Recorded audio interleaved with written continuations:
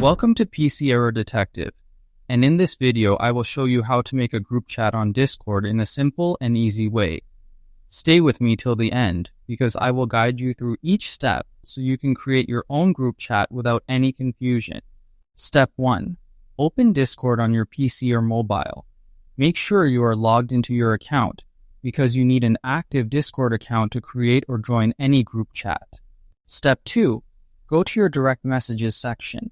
You will find it on the left side of the screen, and this area shows all your private chats, friends, and previous conversations. Step 3.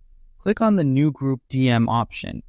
This button is usually located near the direct messages list, and it allows you to create a new group chat instead of a single private chat. Step 4. Select the friends you want to add. You can choose multiple friends from your list, and this is important because only selected people will be part of the group chat. Step 5. Create the group chat. After selecting your friends, click Create Group DM, and Discord will instantly open a new group chat window where all members can start chatting together. Step 6. Start chatting with your group. Now you can send messages, images, files, and even start calls inside the group, and everyone added to the group will be able to see and reply. That is how you can easily make a group chat on Discord and enjoy talking with your friends in one place.